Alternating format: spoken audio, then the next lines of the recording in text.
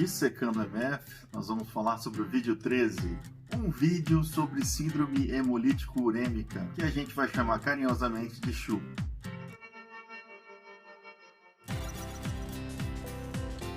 O que essa paciente do caso clínico MF13 apresenta é uma complicação renal clássica da infecção por certas cepas de bactérias enteroinvasivas, entre elas a E. coli, Escherichia coli 157H7. Essa complicação é a famosa síndrome hemolítica urêmica, que é uma síndrome de trombose intraglomerular, que tem como consequência a redução da taxa de filtração glomerular, que pode levar à insuficiência renal aguda e rapidamente progressiva. Gente, as toxinas da infecção bacteriana que a gente descreveu, quando caem na corrente sanguínea, provocam lesão no endotélio dos capilares intraglomerulares.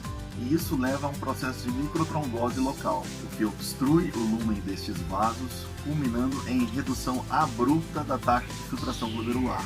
Então, de novo, em outras palavras, a síndrome hemolítica urêmica é uma síndrome de insuficiência renal oligúrica devido a um quadro de trombose glomerular, anemia hemolítica microangiopática e plaquetopenia. Então, seguindo o detalhamento de conceitos que estamos fazendo, a CHU geralmente é desencadeada como uma complicação de uma infecção por uma bactéria enteroinvasiva, uma disenteria, que lembrando, é aquele tipo de diarreia que pode ter muco, pus, um aspecto catarral que a gente fala de forma coloquial, podendo também ser sanguinolenta. Então aqui a gente vai fazendo uma repetição das palavras com o objetivo mesmo de massificar. A CHU pode ser uma complicação de uma disenteria causada por bactérias produtoras de certas toxinas, as xigatoxinas ou verotoxinas.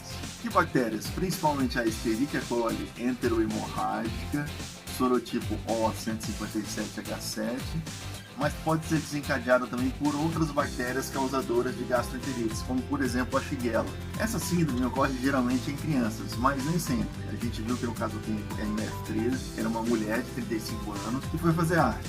Todo mundo está sujeito, né?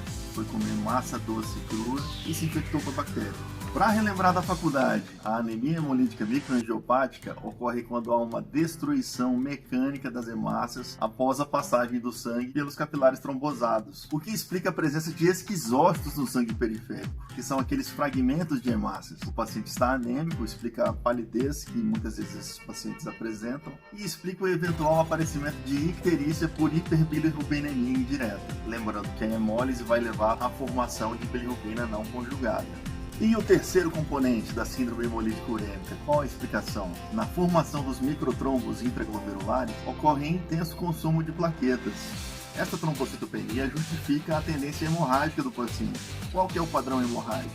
Nesse caso é o sangramento mucocutâneo, petequias e equimoses. Lembrar que a paciente no caso clínico MF13 apresenta exatamente esta tendência hemorrágica, manifesta pelas petequias abdominais e de extremidades baixas.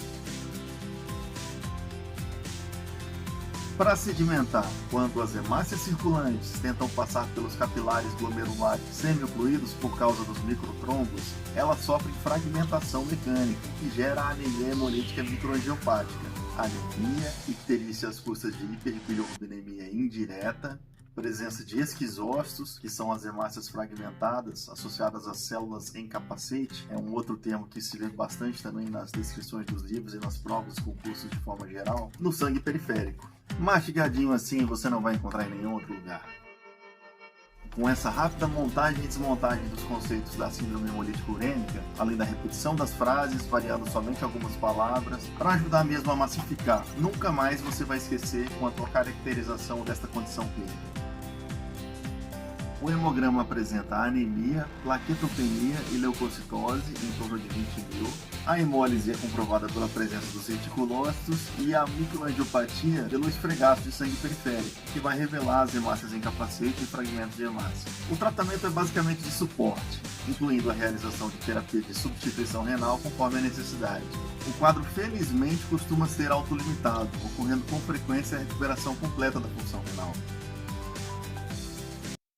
Hoje o nosso escopo foi falar sobre a síndrome hemolítica urêmica. A gente sabe que a doença prima da CHU, a púrpura trombocitopênica trombótica, muitas vezes é estudada junto dessa condição clínica que a gente apresentou no dia de hoje, mas nós optamos por dividir. Hoje falamos só sobre a síndrome hemolítica urêmica.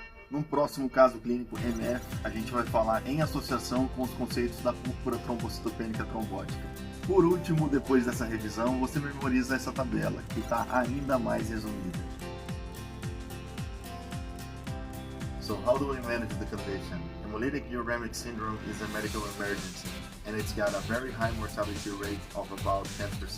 The condition is self-limiting, so treatment is with supportive management, and this is with antihypertensive medications to keep the blood pressure in the normal range, blood transfusions if required to treat the hemolytic anemia, and hemodialysis if there's a severe acute kidney injury. Around 70 to 80% of patients who develop HUS will make a complete recovery.